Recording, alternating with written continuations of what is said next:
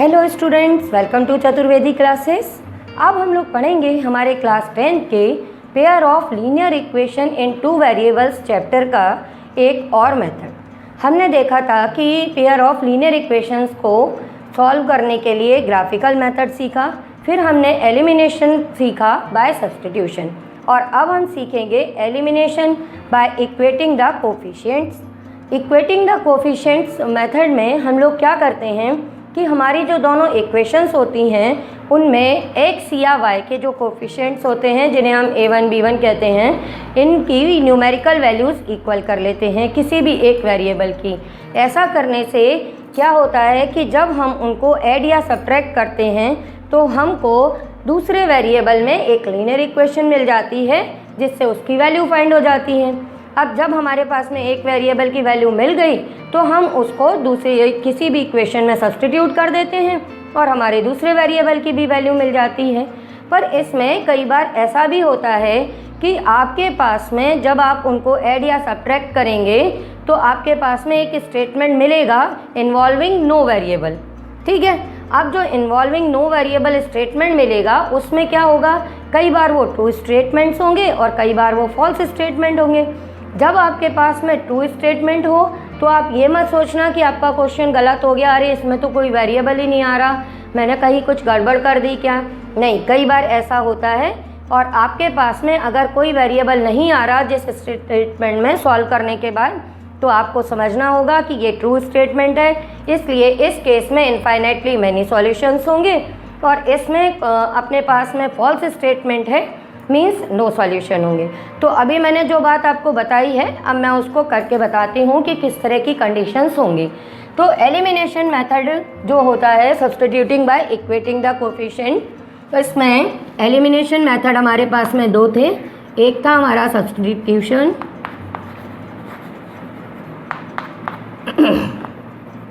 ये हम लोग अपने प्रीवियस लेक्चर्स में अच्छे से समझ चुके हैं। अब दूसरा हम कर रहे हैं वो है इक्वेटिंग द कोफिशिएंट्स। ठीक है, इक्वेटिंग द कोफिशिएंट मेथड में जो मैंने बात बोली उसमें करते क्या है कि जैसे दो इक्वेशन है हमारे पास में, फर्स्ट इक्वेशन हमने ली 2x + 3y = 5, और सेकंड इक्वेशन ले ली 3x + 2y = 6।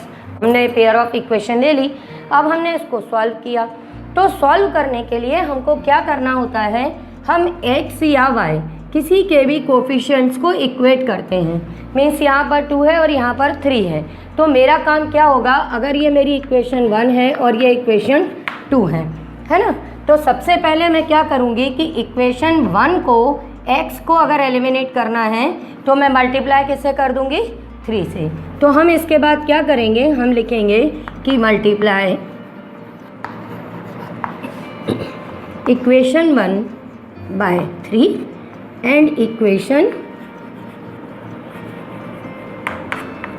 2 बाय, अब इक्वेशन 2 को हम किससे मल्टीप्लाई करेंगे, यहाँ पर x का कोफिशिएंट 3 था तो हमने फर्स्ट इक्वेशन को 3 से मल्टीप्लाई किया, तो अब यहाँ पर x का 2 है तो सेकंड इक्वेशन को हम 2 से मल्टीप्लाई कर देंगे। आप लोग एक चीज़ और ध्यान देना कि अगर यहाँ 3 और 2 कैंसिल होने वाले नंबर होते, 3 और 2 के अलावा कोई, तो हम उनको कैंसिल करके उनसे कर देते हैं। वो भी मैं भी आपको करके बता दूंगी कि आपको एग्ज़ाम में अगर कहीं ऐसी कंडीशन आती है या आप कोई क्वेश्चन सॉल्व कर रहे हैं तो आपको कैसे करना है। पहले हम मेथड को अच्छे से समझ लेते हैं। तो हम इसके बाद में सेकेंड इक्वेशन को किससे मल्टीप्लाई करेंगे, 2। ऐसा करने से हमारे पास में 2 इक्वेशन और बन जाएंगी। वो इक्वेशन इस टाइप से होंगी, यहाँ पे हमने किया तो ये 3 2 = 6x, 3 3 = 9 और 3 5 = 15 हो जाएगा। क्या किया हमने, हर एक कोफिशिएंट और कांस्टेंट टर्म को 3 से मल्टीप्लाई कर दिया, फिर हमने यहाँ पे 2 से किया तो ये आ गया 6x 4y = 12। हमने अब 2 से हर एक चीज़ को मल्टीप्लाई कर दिया। अब इसके बाद में ये हमारे पास में 2 इक्वेशन फॉर्म हो गई मल्टीप्लाई होने के बाद, 3 और 4। अब आप इसको ध्यान से देख पा रहे हो कि यहाँ पर इन दोनों में x के कोफिशिएंट सेम हो गए। जब ये कोफिशिएंट सेम हो गए और दोनों सेम साइन के हैं तो उस केस में हम क्या करेंगे, थर्ड और फोर्थ को लेकर इनको क्या करना चाहिए, एलिमिनेट करने के लिए सब्ट्रैक्ट कर देंगे। तो हम इक्वेशन थर्ड में से फोर्थ को सब्ट्रैक्ट कर देंगे। जब हम सब्ट्रैक्ट करेंगे तो ये सारे साइन चेंज होंगे, तो ये हमारा कैंसिल हो जाएगा। यहाँ पर 9 में से 4y के हमने सब्ट्रैक्ट किया तो हमारे पास में 5y आ गया, और यहाँ पर हमने इसको सब्ट्रैक्ट किया तो यहाँ पे 3 आ गया, और हमारे पास में y की वैल्यू आ गई 3/5। है ना ईजी। y की वैल्यू निकालने के बाद में आप सब्स्टिट्यूशन मेथड पहले ही पढ़ चुके हो, तो आपको ध्यान है कि कैसे करते हैं। इस y की वैल्यू को हम इक्वेशन 1 या 2 किसी में भी सब्स्टिट्यूट कर देते हैं और x की वैल्यू निकल आती है। नहीं ध्यान है तो एक बार और देख लो। इसके बाद क्या करना होता है, हमको करना होता है substituting y is equal to 3/5 in equation first. अपन इक्वेशन फर्स्ट में रखेंगे तो ये क्या हो जाएगा, 2x plus 3 into 3/5 is equal to 5, और ये आपका हो गया 2x प्लस 9/5। मैं अपने प्रीवियस लेक्चर्स में बता चुकी हूँ, अगर एक डिनोमिनेटर है और बाकियों का नहीं है तो एलसीएम लेके आगे सॉल्व करने से बेटर क्या होता है कि हम इस 5 से सभी को मल्टीप्लाई कर दें। तो ये हो जाएगा 5 into 2x plus 9 is equal to 5 into 5, तो ये आ गया अपना 10x is equal to 25 minus 9, ये आ गया 10x। यहाँ पे हमने सब्ट्रैक्ट किया तो हमारे पास में कितना आ गया 16, x की वैल्यू आ गई 16 डिवाइडेड बाई 10, तो 2 8 ज़ा 2 5 ज़ा, और ये अपना आंसर मिल गया। है कुछ टफ काम नहीं है, ये बहुत इजी मेथड है और इसको हम बहुत जल्दी सीख भी जाते हैं क्योंकि सब्स्टिट्यूशन हम पहले ही कर चुके हैं। ये वाला पार्ट सब्स्टिट्यूशन मेथड में भी सेम था, सिर्फ हमको एक्स्ट्रा क्या चीज़ सीखनी पड़ी, केवल इतनी सी चीज़ कि जिसमें हमने इक्वेट किया। अब जो मैंने दूसरी बात बोली थी कि कई बार ऐसा होगा कि आपके जो वेरिएबल्स हैं वो पूरी तरह से कैंसिल हो जाएंगे और आपके पास में केवल एक स्टेटमेंट मिलेगा जो कोई भी वेरिएबल को इन्वॉल्व ही नहीं करेगा। तो उस कंडीशन में क्या होगा, अब हम लोग वो समझ लेते हैं। अब देखो ये वाली इक्वेशन को देखेंगे अगर, तो जो मैंने बोला था कि जैसे हमने इक्वेट किया कोफिशिएंट्स को, और यहाँ पर मैं वो भी सिखा देती हूँ जो मैं आप लोग को बताना चाहती थी। तो अगर हम x के कोफिशिएंट्स को एलिमिनेट करना चाहते हैं तो आपको यहाँ पे क्या दिख रहा है, यहाँ पे दिख रहा है कि x का कोफिशिएंट 2 है, तो ये इक्वेशन 1 और ये इक्वेशन 2। तो हम इक्वेशन 2 को किससे मल्टीप्लाई करेंगे, 2 से करेंगे, और इक्वेशन 1 को किससे मल्टीप्लाई करेंगे, हम 4 से करेंगे। तो जब हम इन इक्वेशंस को मल्टीप्लाई करने जा रहे हों तो 1 सेकेंड के लिए हम यहाँ पे ये ध्यान देंगे कि ये जो नंबर्स हमने लिखे हैं क्या ये डिविजिबल हैं। अगर हमने ध्यान से देखा और ये नंबर किसी सेम नंबर से डिविजिबल हैं तो हम इनको कैंसिल भी कर देंगे, उससे कोई फ़र्क नहीं पड़ेगा।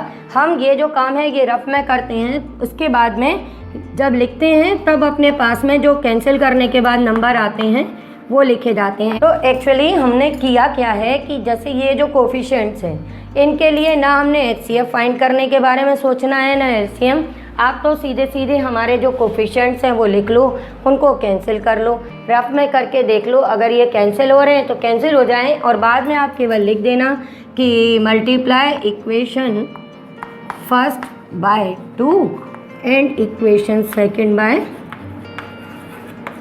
बाय 1।